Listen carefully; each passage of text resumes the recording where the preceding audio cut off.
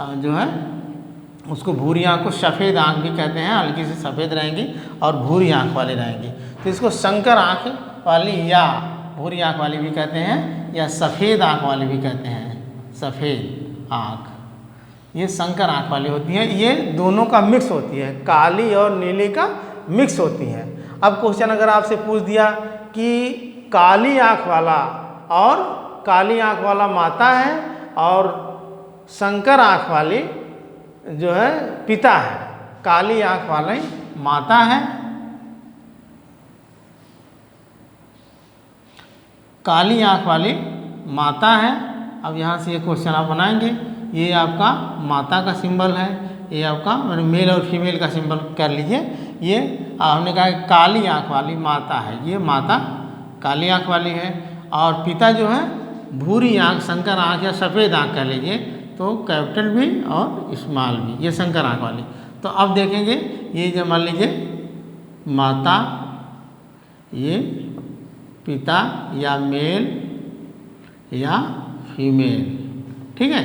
तो इस तरीके से अब यहाँ B, capital B, small B, capital B, ये आपका कैपिटल बी और कैपिटल बी, स्मॉल बी, यानी 50% जो है काली आँख वाले होंगे और 50% मतलब आधे जो है ये भूरी आँख वाले होंगे, ठीक है।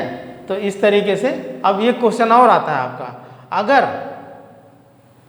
अगर जो है भूरी आँख वाला माता भी है और भूरी आँख वाला पिता भी है, तब संतानें कैसी होंगी, यहाँ थोड़ा सा है। तो भूरी आँख वाली माता, अब ये को इस चार्ट बना लीजिए आप ऐसे करके, एकदम आसान सा चार्ट है समझने के लिए केवल। अब यहाँ ये आपका मेल मतलब पिता और यहाँ आपका फीमेल यानी माता, मेल फीमेल तो समझ रहे हैं। अब ये मान लीजिए पिता की आंखें क्या हैं, भूरी हैं, ठीक है।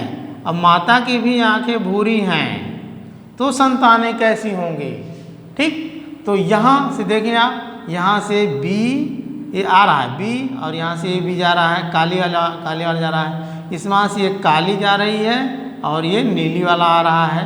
तो ये यहाँ से बी, यहाँ से बी, यहाँ से बी और यहाँ से बी, इस प्रकार इसमें चारों प्रकार की संतानें पैदा होंगी। ये आपका बी जो है, मान लीजिए ये बी काली आँख वाला होगा और ये बी स्मॉल बी संकर आँख वाली और आपका स्मॉल बी ये आपकी जो है नीली आँख वाली।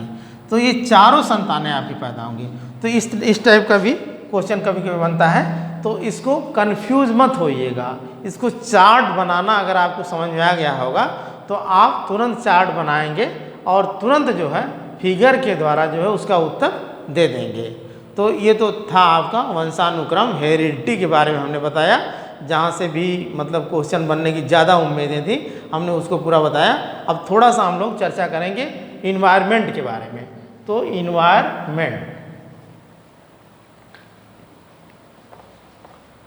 इन्वायरमेंट का मतलब होता है हमारे चारों तरफ का वह वातावरण, या जो बालक के चारों तरफ का वह वातावरण जो बालक के व्यवहार को जो है प्रभावित करता है, यानी व्यक्ति के व्यवहार को जो है प्रभावित करता है।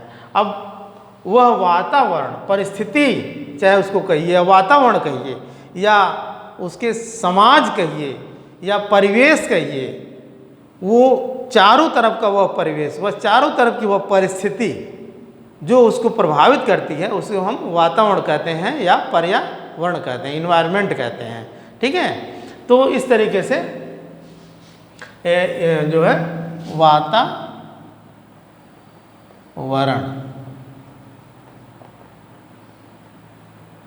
इन्वायरमेंट।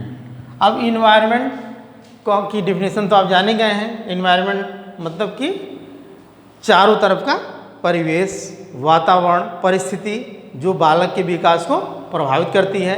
अब इस वातावरण को जो है ये भी हमने बता दिया था आप लोगों को कि बालक के विकास में वातावरण का ज़्यादा प्रभाव पड़ता है। किसने बताया था? वाटसन नामक वैज्ञानिक बताया था। किसने बताया था? वाटसन ने बताया था। और उन्होंने वही चैलेंज भी किया था कि हमको 1 दर्जन बच्चे दे दीजिए और हमको और ये मत बताइए कि वो उनका वंशानुक्रम कैसा था, वो डॉक्टर का लड़का था या इंजीनियर का लड़का था या मास्टर का लड़का, यानी उसके बारे में बताइए ही मत। लेकिन हम वातावरण में ऐसे रख करके उनको जो है ऐसा बना देंगे कि जो उनके माता पिता नहीं थे।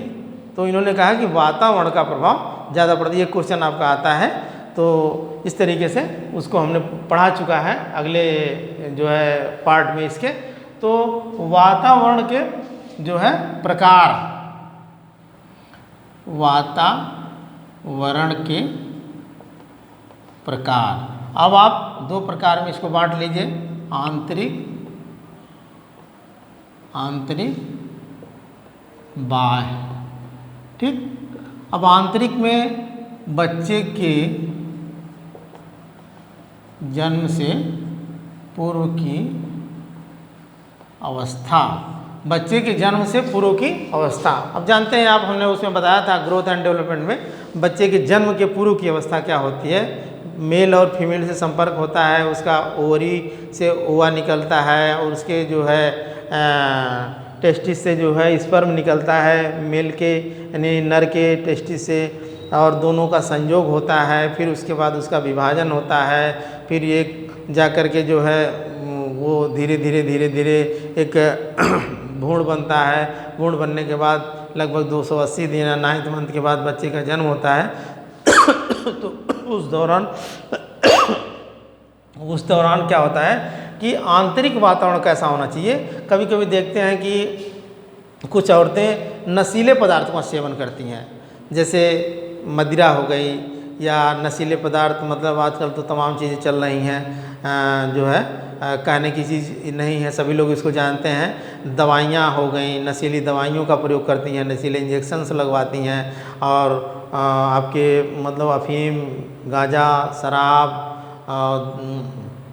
हीरोइन वगैरह जो भी मतलब नशीली चीज़ें जो होती हैं, सिगरेट, बीड़ी, सुर्ती, गुटखा, पुकार, इस सब का जो प्रयोग करती हैं जो गर्भवती औरतें, यानी तो उन पर भी बच्चे के विकास पर उसका भी प्रभाव पड़ता है। और सबसे ज़्यादा प्रभाव आपका ये पड़ता है कि जैसे बच्चे का जब वो होता है, विकास होता है जन्म से पूर्व की अवस्था में, तो माँ बाप जो है कि सबसे बड़ी भ्रांतियाँ ये है कि बच्ची अगर है, मतलब 2 बच्चियाँ हो गई या 1 बच्ची है, तो वो लोग चाहते हैं कि बच्चा हो। तो बच्चा होने की चाहत में क्या करते हैं कि उनका जो है एक्सरे, सोनोग्राफी करवाते हैं। तो उस एक्सरे से ऐसी खतरनाक किरणें निकलती हैं जो बच्चे के विकास पे बहुत बुरा प्रभाव डालती हैं। तो ऐसा तो करना ही नहीं चाहिए कि उसका जो है लिंग की जांच, हालांकि अपराध है, लेकिन लोग जो है क्या वही माँ ही, मतलब एक औरत की दुश्मन बनती है कि वो चाहती है कि लड़की ना पैदा हो, क्योंकि समाज का ऐसा परिवेश है कि लोग उसको बड़ी उस दृष्टि से देखते हैं जिसे नहीं देखना चाहिए। तो ये तो खैर दूसरी चीज़ें हैं। तो हम कह रहे हैं कि ये इसका भी जो है, जो एक्सरे किरणें जाती हैं, जिसे एक्सरे में सोनोग्राफी से एक्सरे का जो वो होता है, तो इसका भी माता के जो बच्चे के विकास पर बहुत बुरा प्रभाव पड़ता है। तो इस तरीके से ये अंदर का वातावरण, फिर खाने पीने के लिए जैसे माँ को अच्छे अच्छे खाने दीजिए, जो उसके इच्छाएं हो, अच्छी मतलब खाने की व्यवस्था करिए, उसको टहलाने की व्यवस्था करिए, रेस्ट दीजिए, डॉक्टर भी बताते हैं। और थोड़ा सा एंजॉय वाला मतलब माहौल हो, थोड़ा सा एंटरटेनमेंट वाला माहौल हो, हंसी खुशी का माहौल हो, ताकि बच्चे पे उसके विकास का बहुत प्रभाव पड़े।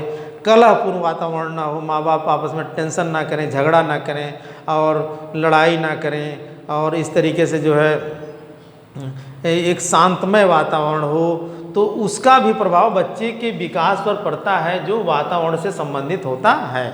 और घर का वातावरण ऐसा हो कि सभी लोग मेल-जोल मिला के रहें, खुशियाँ रहें, हर समय वो माँ खुश रहे। उसके जहाँ वो सोती उस कमरे में ऐसी सीनरी वगैरह लोग लगाते हैं कि सीनरी देख देख करके माँ जो है अच्छे अच्छे स्वप्न देखती है, अच्छे अच्छे बातें सोचती है। उसकी सोच पर भी प्रभाव जो है, सोच का भी प्रभाव बच्चे के विकास पे पड़ता है। तो ये सारी चीज़ें जो होती हैं, ये मतलब ये